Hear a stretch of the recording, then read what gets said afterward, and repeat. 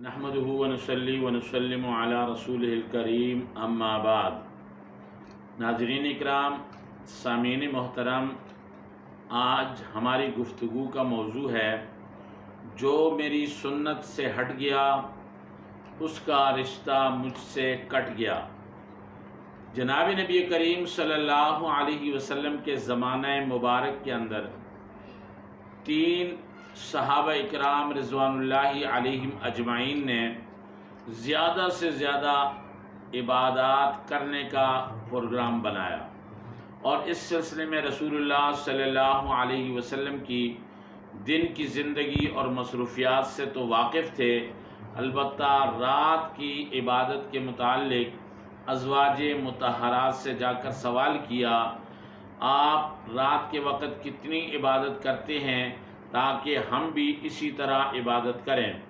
ازواج مطہرات نے بتایا کہ آپ اتنی دیر عبادت کرتے ہیں اور اتنی دیر آرام فرماتے ہیں۔ اب ان تینوں نے پیغمبر علیہ السلام کی عبادت کو معمولی سمجھا اور کہا کہ یہ عبادت تو تھوڑی ہے، پھر خود ہی سوچ کر جواب دیا کہ پیغمبر علیہ السلام تو معصوم ہے، آپ کے ذمے کوئی گناہ وغیرہ نہیں ہے، ہم تو گناہگار لوگ ہیں، اس لیے ہمیں سب سے زیادہ عبادت کرنی چاہیے۔ ہماری نسبت پیغمبر علیہ السلام کے مقابلے میں کہ آپ علیہ السلام تو نبی ہیں اور ہم ان کے ماننے والے ہیں، تو ہمیں سب سے زیادہ حضور علیہ السلام کے نقش قدم پر عبادت سب سے زیادہ کرنی چاہیے۔ اب ان تینوں نے آپس میں ایک فیصلہ کیا۔ ایک نے کہا کہ میں ساری رات عبادت کروں گا، سوؤں گا نہیں۔ دوسرے نے کہا کہ میں دن کو روزہ رکھوں گا اور کبھی افطار نہیں کروں گا، اور تیسرے نے کہا کہ میں عورتوں سے دور رہوں گا، کبھی شادی نہیں کروں گا۔ رسول اللہ صلی اللہ علیہ وسلم کو جب ان تینوں کے ارادوں کا پتہ چلا تو آپ نے ان کو بلوایا اور سخت ناراضگی کے عالم میں فرمایا کہ اللہ کی قسم، سب سے زیادہ تم میں سے میں خوف خدا رکھنے والا ہوں اور تقوی کو اختیار کرنے والا ہوں، لیکن میں روزہ بھی رکھتا ہوں، ناغہ بھی کرتا ہوں، رات کو عبادت بھی کرتا ہوں اور آرام بھی کرتا ہوں، عورتوں سے شادی بھی کرتا ہوں۔ کیا تم رہبانیت کو اختیار کر کے مجھ سے زیادہ نیک بننا چاہتے ہو؟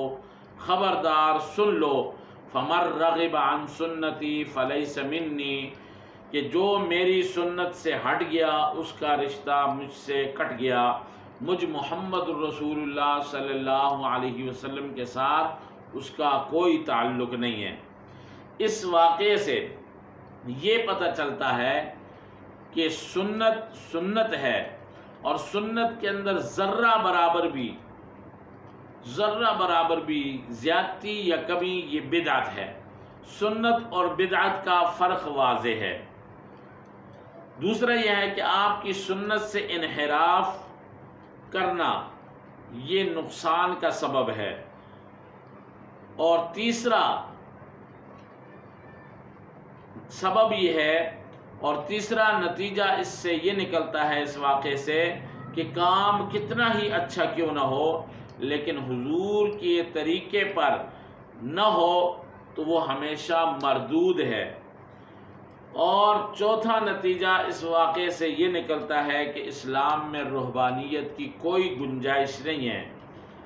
اور پانچواں نتیجہ اس واقعے سے یہ نکلتا ہے کہ صحابہ اکرام رضوان اللہ علیہم اجمعین کے نیکی کے جذبات اور بلند ارادے کتنے تھے کہ وہ اس بات پر تیار ہو گئے کہ ہم ساری رات عبادت کریں گے، ہر روز دن کو روزہ رکھیں گے اور کبھی شادی نہیں کریں گے اور نیکی کو اختیار کریں گے۔ اتنے بلند ارادے کوئی عام آدمی نہیں رکھ سکتا۔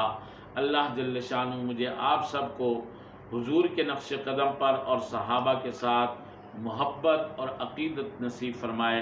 وآخر دعوانا ان الحمد للہ رب العالمین۔